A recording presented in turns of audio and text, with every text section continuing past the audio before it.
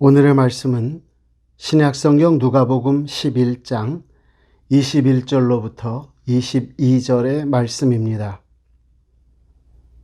강한 자가 무장을 하고 자기 집을 지킬 때에는 그 소유가 안전하되, 더 강한 자가 와서 그를 굴복시킬 때에는 그가 믿던 무장을 빼앗고 그의 재물을 나누느니라.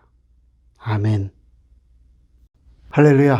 오늘도 우리의 삶 속에서 정말 전쟁처럼 살아가고 있는 이때에 우리에게 힘내라 용기 주시고 힘 주시는 그 예수님의 이름으로 여러분들을 환영하며 축복합니다. 우리가 가끔 듣는 이야기 중에 무전유죄라고 하는 말이 있습니다. 이 말을 이해하기 위해서는 우리가 1988년도로 시간여행을 좀 가야 될 것 같아요. 올림픽 끝난 직후 10월경에 지강원이라고 하는 친구가 그 잡범이라고 그러죠. 사소한 일, 돈에 연루된 일로 잡혀 들어가게 되고, 쌓인 전과 때문에 이제 영등포 감호소에 있다가 이 친구가 이제 청주교도소로 옮겨지는 그때에, 그 옮겨지는 도중에 그 수송 차량에서 이제 탈출을 시도하게 됩니다. 그리고 탈출을 시도하는 12명이 탈출을 했는데, 그 중에서 이 지강원이라고 하는 친구가 다른 죄수들 3명과 함께 은평구 쪽으로 이제 숨어들었죠. 그리고 마지막에 이제 한 사람은 나와서 자수를 했고, 3사람은 죽었고, 당연히 그 당시에 이제 인질로 잡혔던 그 사람들은 아무도 다친 사람이 없었습니다. 근데 이 지강원이라는 사람은 왜 그럼 이런 인질극을 벌이게 됐고 이런 탈출을 시도하게 됐었느냐 하면, 다른 이유가 아니고요. 그가 잡범이었대요. 무려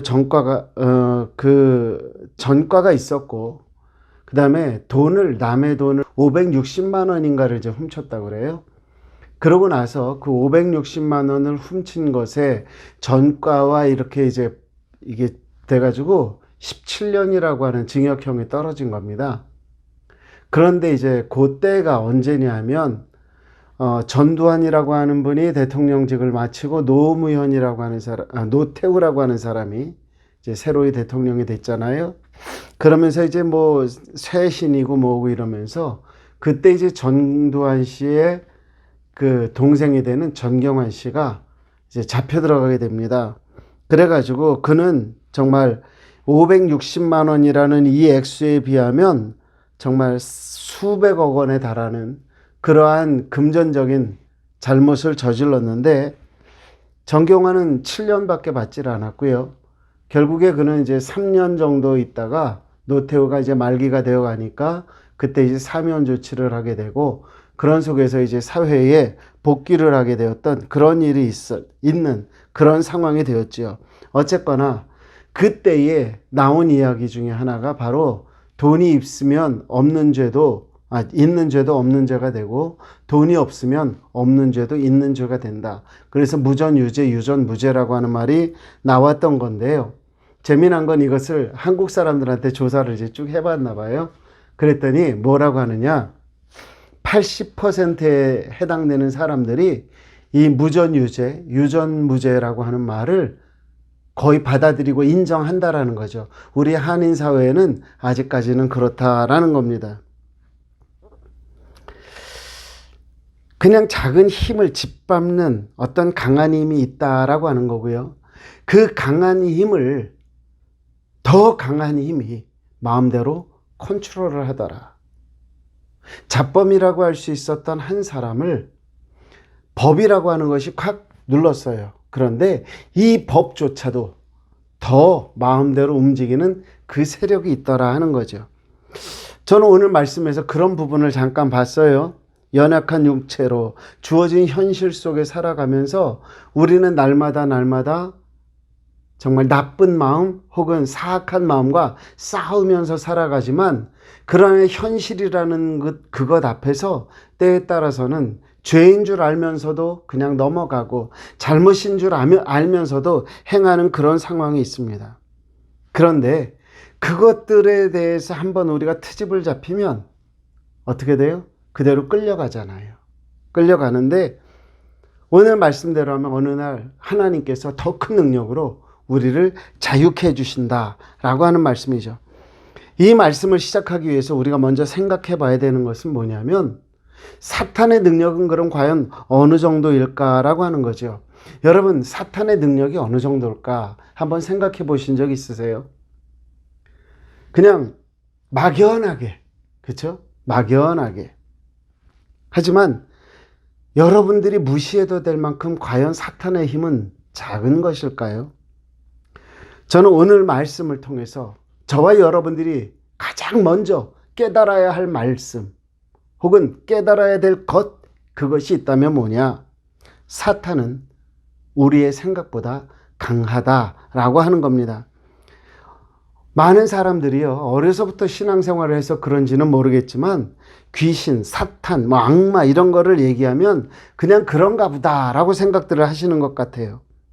그런데 여러분, 혹시 한 번쯤은 들어보셨을 수도 있는데 뭐냐면 지금 이제 그야말로 요즘 최근 1, 2년 사이에 갑자기 한류 열풍이라는 말이 그냥 심심치 않게 나오고 있어요. 미국 안에서 한국인으로 살아가는 우리들에게도 뭔가 모를 자부심을 갖게 한단 말이죠.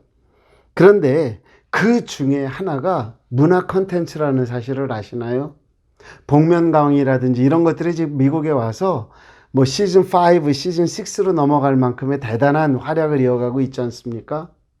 그런데 넷플릭스에서도 한국의 드라마들이나 이런 것들이 굉장히 유행을 하고 있는데 최근 들어서 가장 유행하는 넷플릭스의 한국 K-드라마가 뭐냐면 킹덤이라고 하는 것이 있었죠. 그런데 저도 보지를 않아서 그 내용이 뭔가를 처음에 이제 나올 때 그 내용이 주제가 뭔지를 알고나 제가 안 보기로 결정을 했는데 그게 뭐였냐면 이제 좀비 영화예요. 좀비 영화. 최근 들어서 생각 밖으로 이런 좀비 영화들이 여기저기서 나오고 있어요. 그리고 그걸 즐겨 봅니다. 어쩌면 옛날에 오맨이라든지 하는 있던 어떤 그 악령 그런 것과 같은 맥락이 아닌가 생각을 하는데요. 여러분, 이것이 무엇을 뜻하는 줄 아십니까? 저는 이것이 알게 모르게 우리의 마음을, 우리의 영을 지배하는 악한 영들의 시험이 아닐까 하는 생각을 가져봅니다. 헤스 레저라고 하는 사람이 있죠. 헤스 레저. 그 헤스 레저라고 하는 사람은 우리가 잘 알고 있는 그 배트맨 다크 나이트에서 나오던 누구죠? 그 조커로 출연했던 사람이죠. 근데 그가 영화 개봉을 앞두고요. 그 촬영을 다 맞춰놓고 영화 개봉을 앞두고 갑자기 자살을 했어요. 그런데 뭐 물론 그게 이제 자살이다 아니다로 의견이 분분했지요. 약물을 잘못 먹어서 죽은 것이다. 그가 우울증을 앓고 있었다 그러거든요. 그러나 어쨌든 중요한 거는 보험사가 한동안 그의 보험료 지불을 거부한 적도 있었을 만큼 그의 죽음이 과연 무엇일까는 아무도 알지 못하는 그런 상황이 되었습니다. 제가 왜 이런 말씀을 드려요? 좀비라는 영화가, 좀비 영화가 나오죠. 아니면 이런 어떤 악한 역할을 맡은 사람들이 스트레스로 인해서 죽음에 이르는 일들이 생겨날 수 있죠. 이런 것들을 볼 때에 우리가 알게 모르게 TV로부터 어떤 영향을 받고 있다? 사탄의 영향을 받고 있는 것 아니냐라고 하는 거죠. 약한 게 약한 게 아니고요. 강한 게 강한 모습이 아니더라라고 하는 겁니다. 여러분, 우리가 생각해야 되는 것 중에 하나, 사도 바울은 고린도전서 10장 12절에서 이렇게 말했죠. 그런즉 선줄로 생각하는 자는 선줄로 생각하는 자는 넘어질까 조심해라. 내 믿음은 괜찮을 거야. 내 신앙은 괜찮을 거야. 물론 그렇게 믿으셔도 좋습니다. 그러나 우리는 항상 두려움을 가지고 말씀에 비추어 보고 하나님에게 물어보고 하는 이 과정, 말씀을 읽고 묵상하고 기도하는 이 과정이 우리의 신앙생활 속에서 날마다 있어야 한다라고 하는 거죠. 여러분, 사탄은요, 우리를 집요하게 공격합니다. 아까 말씀드린 것처럼 각종 문화 컨텐츠를 통해서도 우리를 많이 공격하지요. 드라마 속에서도요. 아니면 광고 속에서도요. 우리를 갖다 이렇게 해도 돼, 이럴 수도 있어 라고 하는 사탄의 세계로 우리를 유혹합니다. 최근 들어서는요, 어느 정도까지 이 세상을 망가뜨리고 있어요? 동성애를 통해서. 그렇죠? 동성애를 이제는 학교에서도 가르치고요. 그것뿐만이 아니라 동성애 하는 애들을 구별을 못하게 해요. 제가 얼마 전에 이제 건강검사 때문에 그 병원을 들렸습니다. 그랬더니 뭐를 서류를 하나 쓰라고 그러더라고요. 그래서 막 쓰는데 뭐라고 그러냐면 거기에 뭐가 돼 있냐면 당신의 성별은 남자입니까 여자입니까? 옛날에는 이렇게 돼 있었는데 뭐라고 돼 있냐면 당신이 태어났을 때의 성별은 무엇입니까를 물어보더라고요. 얼마나 기가 막히던지. 그런데 예를 들면 성경은 이것을 무엇라고 규정을 하는지 아시지요?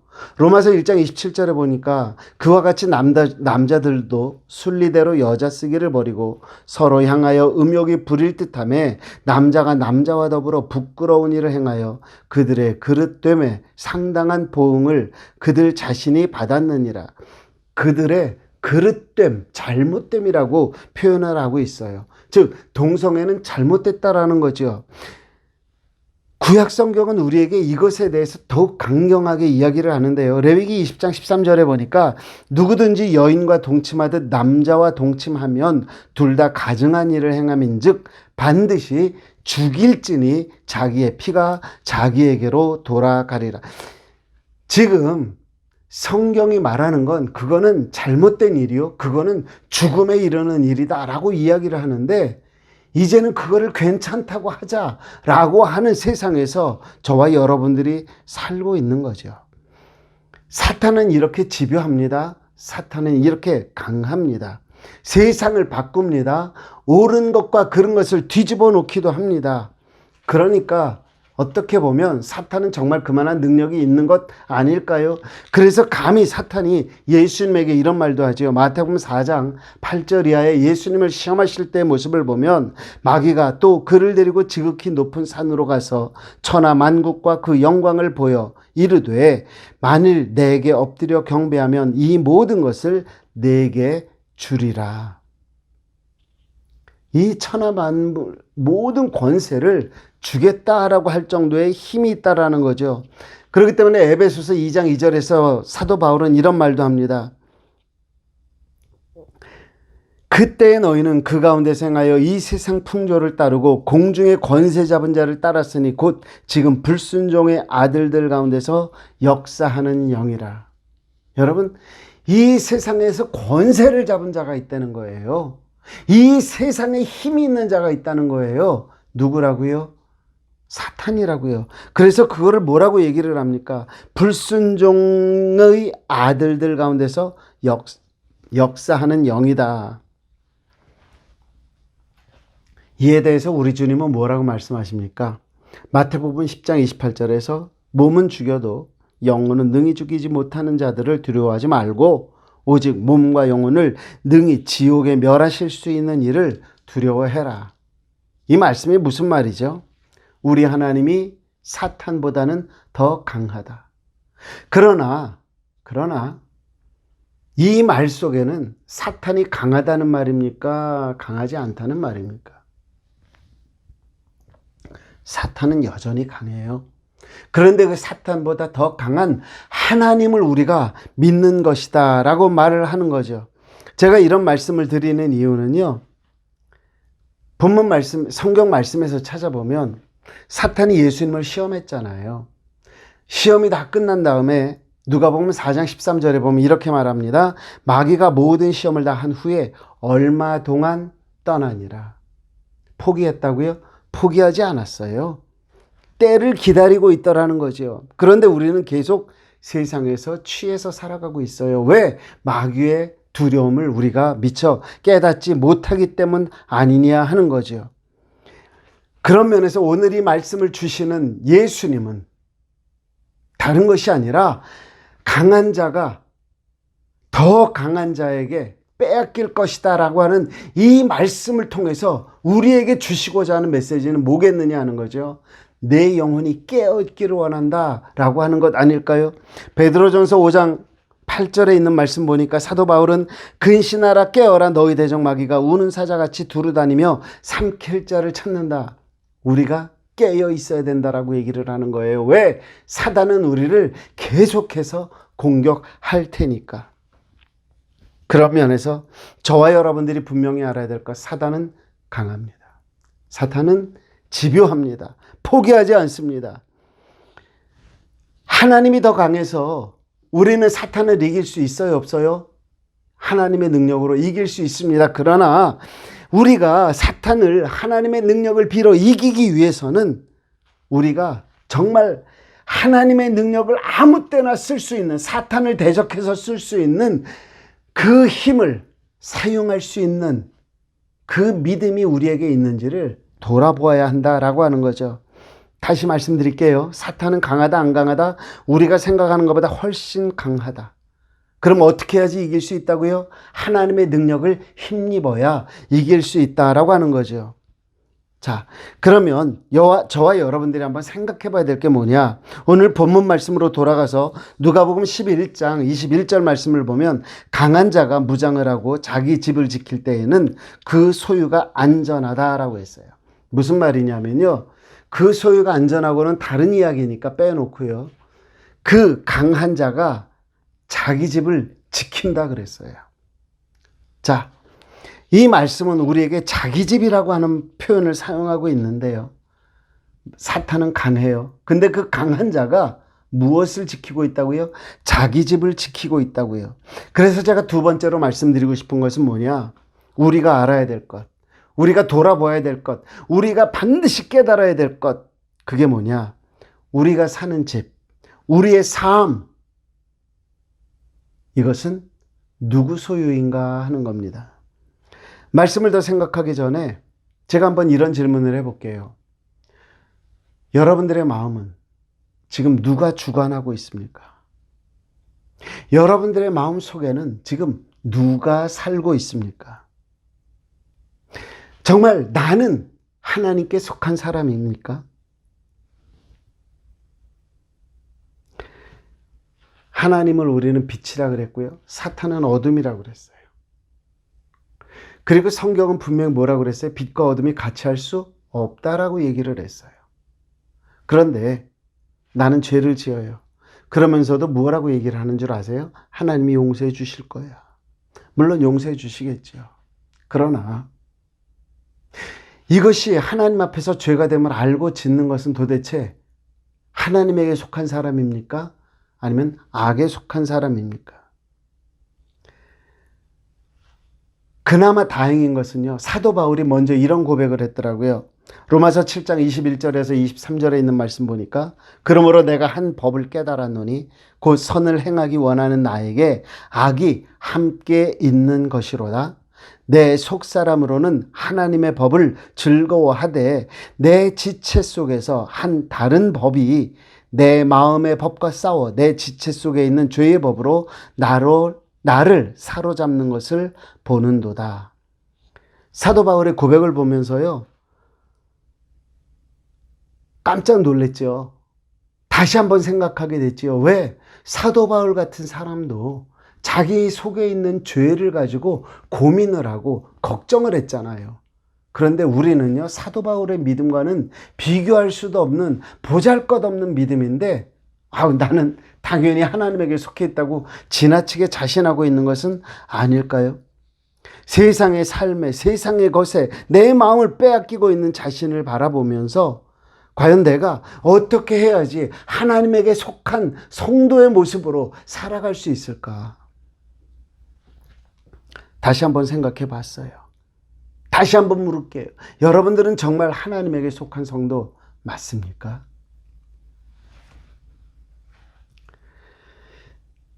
오늘 본문이 말하는 것 중에 사탄이 그 강한 자가 자기 집이라고 표현을 했어요.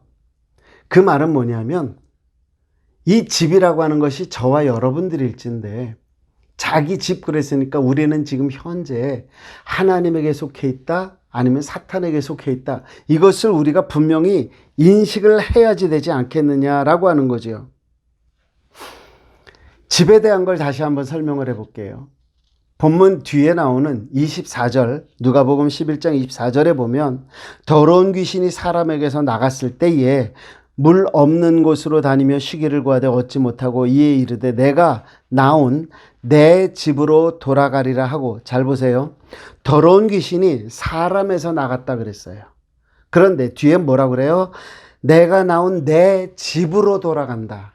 자, 그러면 이제 21절에 나오는 자기 집이라고 하는 개념이 이제 이해가 가십니까? 누구를 얘기하는 거다? 사람을 얘기하는 거다 이거죠. 자기 집으로 돌아간대요. 그가 몸담았던 그 사람에게로 돌아간다는 이야기입니다. 그런데 25절에 가서 보면 귀신이 생각지 않았던 상황이 벌어집니다. 누가복음 11장 25절 가서 보니 그 집이 청소되고 수리되었거늘, 집이 깨끗해졌어요. 너무 깨끗해졌어요.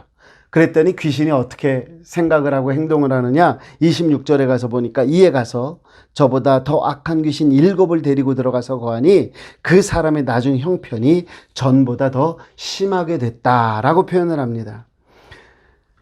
우리는 이 성경 구절을 통한 설교에서 종종 듣는 이야기 중에 하나가, 집이 청소되었을 때에 예수님을 모셨어야 되는데 예수 그리스도가 그 집의 주인이 되시지를 못했더니 결국 귀신이 7이 더 와가지고 더 난장판을 만들었다. 많이 들으셨을 거예요. 저도 역시 동의합니다. 하지만 오늘 말씀에서 먼저 생각해야 될 것이 있어요. 그게 뭐냐? 내 삶이 이미 사탄의 집이 아니었는가라는 것을 먼저 생각해야 된다는 거죠. 이 말을 여러분들이 가장 많이 들었던 말로 바꿀까요? 나는 죄인이로소이다. 나는 사탄의 종입니다. 나는 죄인입니다. 이거를 당신들이 인정을 하겠느냐? 오늘 말씀은 우리에게 그렇게 묻고 있는 것 같아요.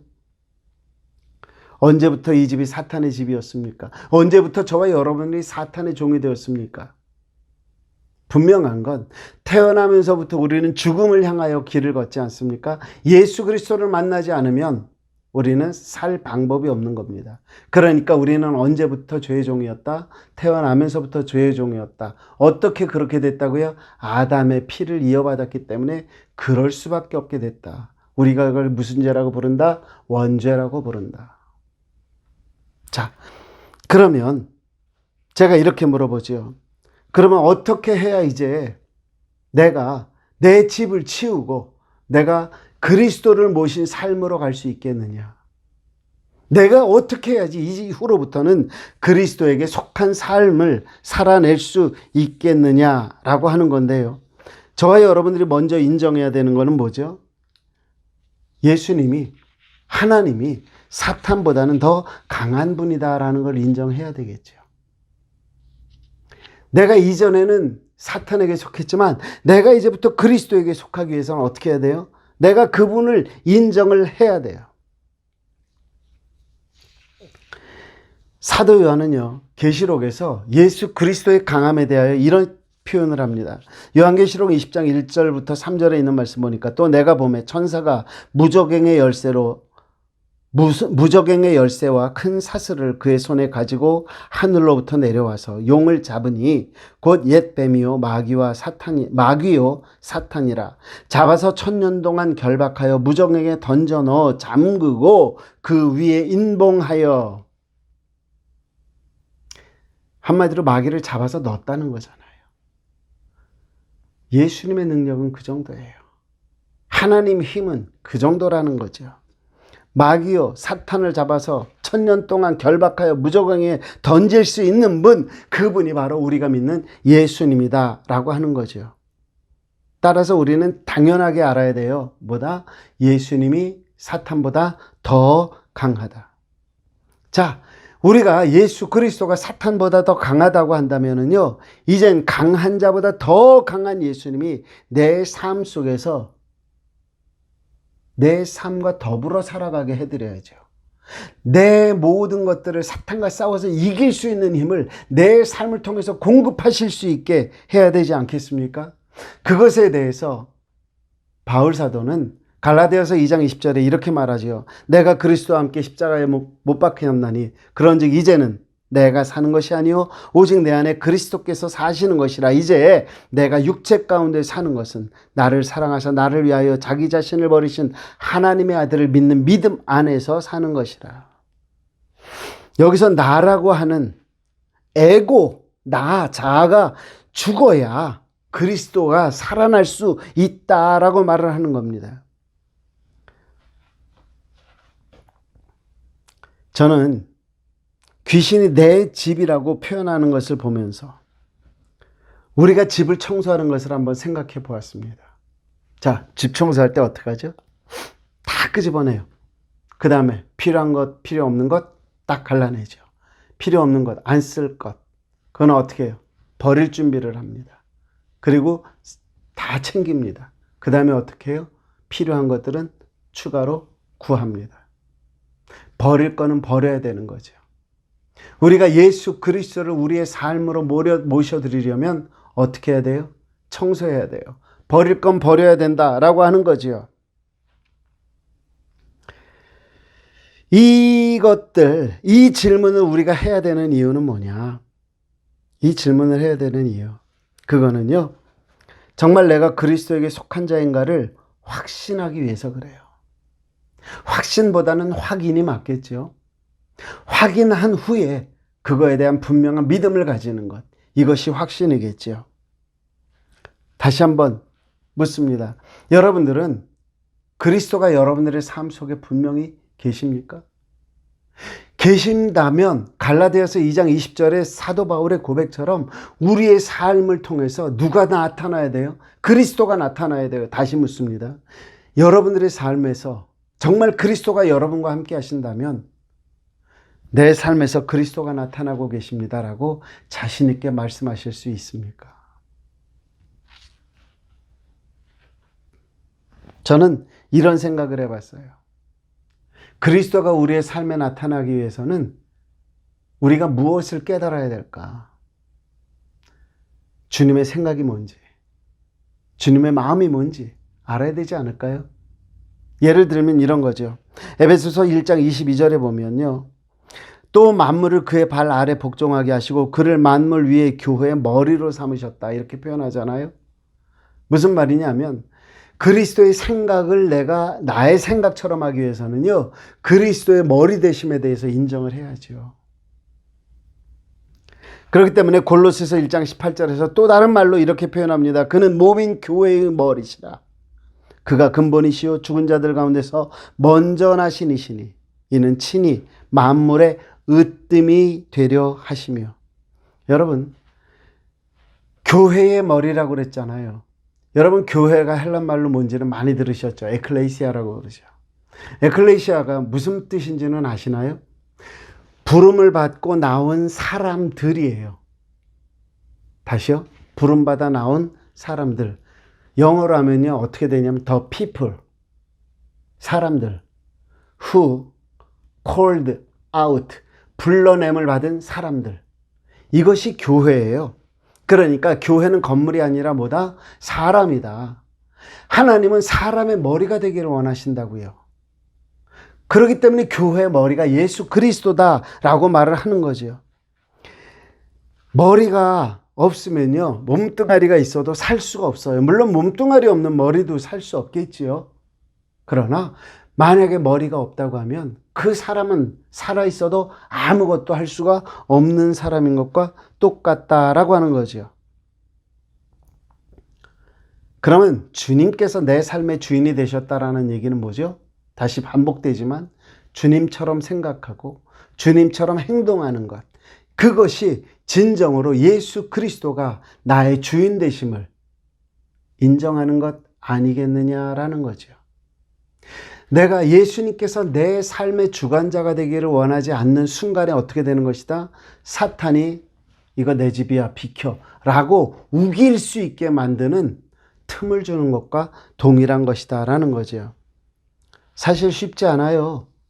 하나님을 믿는 자로 살아나가는 거는요, 어쩌면 목숨을 걸어야 되는 일일 수 있어요. 우리가 편안한 나라에서 살다 보니까 목숨 걸어야 될 일은 없죠. 그러나 지금 이 순간에도 어디선간 그런 일이 일어나고 있어요. 지난 8월 15일은 우리 조국 대한민국의 76주년 되는 광복절이었습니다. 그런데 그 8월 15일 날 어느 나라인가는 자기의 나라를 잃어버렸습니다. 어딘지 아시죠? 아프가니스탄. 대통령이 포기를 하고 도망을 갔어요. 그래서 탈레반이라고 하는 그 사람들이 그 나라를 빼앗아 버렸죠.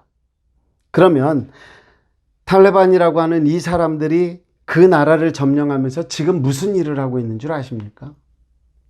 요즘은 여러분들은 어떠신지 몰라요. 저는 스마트폰에 성경 프로그램을 넣어 갖고 다니거든요. 근데 거기에는 히브리어도 있고 헬라어도 있어요, 저는. 그래서 헬라어도 가끔씩 찾아보고 거기에 대한 사전에서 뜻도 다시 확인하고 그러기를 하거든요. 탈레반 정권에서 사람들의 휴대폰을 검사해서 거기서 기독교 어플이 나오면 그 자리에서 죽여버리는 거예요. 그 사람들을 사형에 처합니다. 한마디로 성경책을 가지고만 있어도 죽음의 이유가 된다라는 거죠. 여러분, 지금 여러분들의 믿음 가지고, 저의 믿음 가지고, 만약에 탈레반이 우리를 죽이겠다고 전화기 검사하자 그러면 앱 안 지우실 자신 있습니까? 그런 면에서 한번 이렇게 물어보자고요.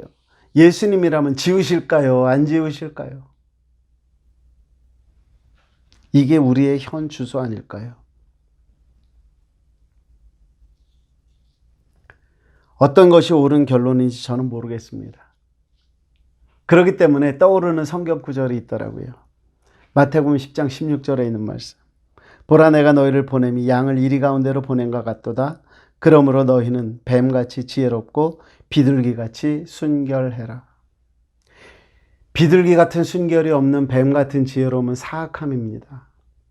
근데 뱀 같은 지혜로움 없이 비둘기 같은 순결함은 사탄의 먹이가 될 뿐입니다. 어떻게 해야 될까요? 오늘 말씀은 우리에게 무엇을 말씀하고 있습니까? 사탄은 강하다라고 얘기를 하고요.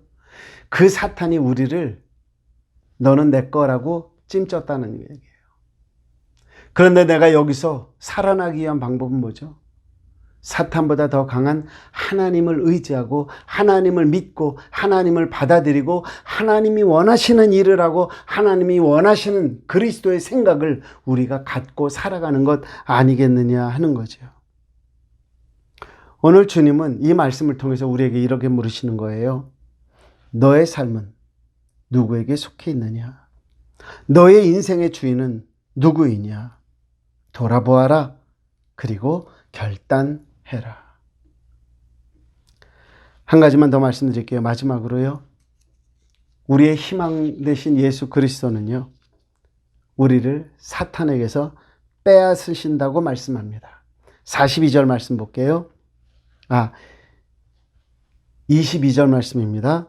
누가복음 11장 22절 말씀.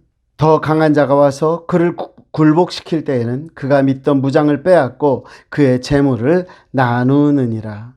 이 말씀이 우리에게 말하고 있는 것은 뭐죠? 더 강한 자, 곧 그리스도께서 우리를 사탄에게서 빼앗고 우리의 삶을 그리스도 안에서 사는 삶으로, 그리스도인의 삶으로 돌려놓으시겠다 말씀하시는 거죠. 전 앞에서 이미 우리 주님이 사탄보다는 더 강한 자다라고 말씀드렸잖아요. 그런 맥락에서 우리 하나님이 저와 여러분들에게 주시는 말씀은 우리에게 정말 큰 힘이 된다고 저는 믿는데, 이사야서 43장 1절 말씀 잘 아시잖아요. 야곱아 너를 창조하신 여호와께서 지금 말씀하시느니라. 이스라엘아 너를 지으신 이가 말씀하시느니라. 너는 두려워하지 말라. 내가 너를 구속하였고 내가 너를 지명하여 불렀나니 너는 내 것이라. 우리가 알고 있지만 야곱의 또 다른 이름이 뭐라고요? 이스라엘이요. 이스라엘의 특성은 뭐라고요? 선택받은 사람들이요. 여러분, 저와 여러분들은 하나님의 선택을 받았어요. 그 선택받은 저와 여러분들에 대해서 하나님은 이렇게 말하는 겁니다. 내가 너를 꼭 붙잡으리라, 놓지 않으리라. 내가 너를 지키리라. 내가 너를 대신하여 싸우리라 말씀하시는 거죠. 너는 나의 소유가 되었다라고 하는 거잖아요. 그렇기 때문에 베드로는 이렇게 고백을 합니다. 베드로전서 2장 9절에 있는 말씀. 그러나 너희는 택하신 족속이요 왕같은 제사장들이요 거룩한 나라요 그의 소유가 된 백성이니 이는 너희를 어두운 데서 불러내어 그의 기이한 빛에 들어가게 하신 이의 아름다운 덕을 선포하게 하려 하심이라. 잘 들으세요. 너희가 전에는 백성이 아니더니 이제는 하나님의 백성이요 전에는 긍휼을 얻지 못하였더니 이제는 긍휼을 얻은 자니라. 분명히 베드로를 통해서 저와 여러분들에게 주시는 말씀 뭐예요? 너는 나의 백성이다 라고 말씀하고 계십니다. 너는 나의 소유다. 너는 나에게 속한 자이다 라고 말씀하시는 거죠. 그것도 하나님의 강력한 힘으로 사탄을 무너뜨리고 우리를 빼앗아 오신다 라고 말씀을 하시는 거지요. 저는 여기서 우리 모두에게 다시 한번 한 가지의 질문으로 도전하기를 원하는데, 하나님이 여러분들을 사탄에게서 되찾으셨다고 하면 여러분들의 마음으로는 하나님을 붙잡기로 결심을 하셨습니까? 이것이 왜 중요하냐면요, 예를 들어 볼 때에 어떤 병자가 있다고 하죠. 그 병자가 A라고 하는 의사와 B라고 하는 의사, 두 의사의 처방이 다른 중에 A를 따를 것이냐 B를 따를 것이냐 나름대로 고민을 많이 할 겁니다. A가 하자는 대로 하면 조금 쉬워요. B라고 하는 의사가 하자는 대로 하자니 약간 이제까지 들어왔던 상식과는 조금 달라요. 그래서 A를 선택을 할 수도 있고요. 어떤 사람은 B라고 하는 의사를 선택할 수도 있죠. 자, 둘 다 처방이에요. 둘 다 처방인데 맞고 틀리고를 떠나서 그 결정을 누가 하게 되는 거죠? 본인이 하잖아요. 저는 마찬가지라고 봐요. 사탄이 우리에게 현실에서 살아가는 데 있어서의 달콤한 유혹의 조건들을 우리에게 풀어놓을 때에 우리는 그곳에서 귀가 솔깃할 수 있어요. 동시에 우리의 삶이 여기서 끝이 아니다. 영원한 삶을 바라보면서 우리는 예수 그리스도를 표대 삼아 우리는 그리스도의 삶을 살아야 한다라고 하면 그 말도 맞는 거거든요. 자, 어느 쪽으로 선택을 하시겠느냐? 그게 여러분들의 결정이다라고 하는 거죠. 그래서 묻습니다. 여러분들은 진심으로 하나님을 붙잡기로 결정을 하셨습니까? 오늘 말씀을 정리해보면 이렇습니다. 아주 간단해요. 사탄은 우리가 생각했던 것보다 훨씬 강한 존재다라고 하는 거죠. 그리고 우리는 아담의 후손으로서 죄를 안고 태어나면서부터 원치 아니하는 사망에 이르는 본이 아닌 사단의 소속이 되어 있었더라는 거죠. 그런 우리를 살리시기 위해서 예수 그리스도는 이 땅에 오셨고요. 그 예수 그리스도는 더 강한 힘으로 사탄을 물리치면서 우리를 구원하시려고 애쓰고 계시다라는 거예요.